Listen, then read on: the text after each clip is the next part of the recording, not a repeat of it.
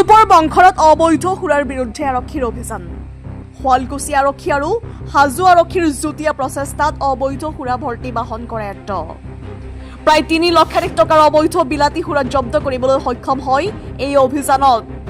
অভিযোগ অনুসৰি কৃষ্ণ দাস নামৰ সুৰা মাফিয়াগৰাকীয়ে দীৰ্ঘদিন ধৰি প্ৰশাসন তথা আবকাৰী বিভাগৰ বিষয়াক মেনেজ কৰি চলাই আহিছিল অবৈধ সুৰাৰ ৰমৰমীয়া বেহা।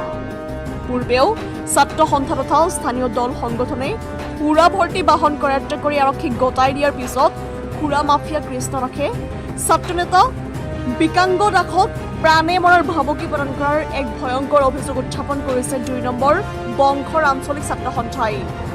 হাজো শুৱালকুছিৰ পৰা আদিল আহমেদৰ ৰিপৰ্ট, ডিজিটেল আছাম লাইভ।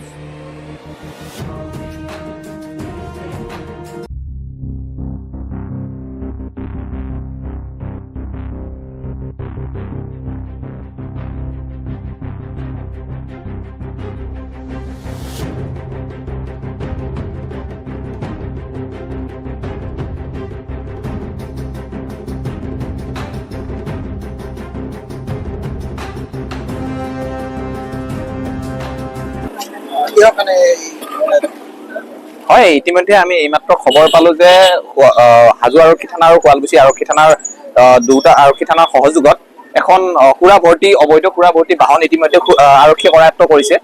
আমি এই বিষয়ত শুৱালকুছি আৰক্ষী থানাৰ লগতে পূৰ্বতো অভিযান চলাই এই একেইজন ছাপ্লায়াৰৰ আমি গাড়ী আগতেও ধৰাইছিলো, কিন্তু কাৰ লগত কেনেকে মেনেজ কৰি কৃষ্ণ দাস নামৰ সুৰা মাফিয়া গৰাকীয়ে বাৰে বাৰে ইয়াত সুৰা ভৰ্তি বাহন সোমাব পাৰে, সেইটো এটা খুব লক্ষণীয় বিষয়। আচলতে আমি লাজ পাওঁ এটা কথাত যে মুখ্যমন্ত্ৰীৰ গৃহ সমষ্টি হোৱাৰ পিছতো বাৰে বাৰে এজন ব্যক্তিয়ে তেখেতৰ ঘৰ আমি জানিব পাৰিছো চানমাৰীৰ পৰা আহি তেওঁলোকে মুখ্যমন্ত্ৰীৰ গৃহ সমষ্টিখন লেতেৰা কৰি অবৈধভাৱে সুৰাৰ ব্যৱসায় ৰমৰমীয়া ব্যৱসায় চলাই আছে আৰু আমাৰ স্থানীয় লোককো বদনামী কৰি আছে। এইটো খুব লক্ষণীয় বিষয় যে আমি এই বিষয়ত পৰৱৰ্তী সময়ছোৱাত আমি পূৰ্বতে এই বিষয়ত আমি যথেষ্টখিনি স্মাৰক পত্ৰ দিছো বা আবকাৰী বিভাগৰ লগত জড়িত যোগাযোগ কৰিছো, কিন্তু যেতিয়া ছাত্ৰ সন্থাৰ আৰু পুলিচৰ একেলগে যেতিয়া আমি এটা অভিযান চলাই যেতিয়া আমি পূৰ্বতে তেওঁলোকৰ বাহন ধৰিছিলো, তেতিয়া আমাৰ ছাত্ৰ সন্থাৰ সতীৰ্থ বিকাংক দাসক এই যিগল সুৰা মাফিয়া গৰাকীয়ে গুলীয়াই হত্যা কৰিম বুলি ভাবুকি দিছিল। এই বিষয়ে আমি পূৰ্বতে নৱজিৎ ডেকা যিগৰাকী আছিল আৰক্ষী বিষয়া তেখেতক আমি অৱগত কৰিছিলো,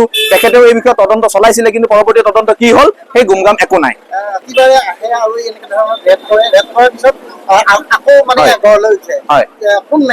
নিশ্চয়কৈ এইটো এটা লক্ষণীয় বিষয় যে কোন মিডিলমেনে এই শুৱালকুছি আৰক্ষীয়ে হওক বা আবকাৰীয়ে হওক বা আৰক্ষী বা আবকাৰী যে বিভাগীয় কৰ্তৃপক্ষ কেনেকে মেনেজ কৰি বাৰে বাৰে এই অবৈধ বেহাখন চলি আছে, এইটো এটা লক্ষণীয় বিষয়। আৰু এই বিষয়ত যদি মুখ্যমন্ত্ৰী গৃহ সমষ্টি হোৱাৰ পিছতো যদি এনেকুৱা এটা ৰমৰমীয়া বেহা চলিব পাৰে, নিশ্চয়কৈ ইয়াত এটা ওপৰ মহলৰ পৰা মেনেজমেণ্ট চলি আছে আৰু এই মেনেজমেণ্টটো কম সময়ৰ ভিতৰত উৎখাত কৰিব লাগে আৰু পোলে পোখালি উঘালি ধ্বংস কৰিব লাগে।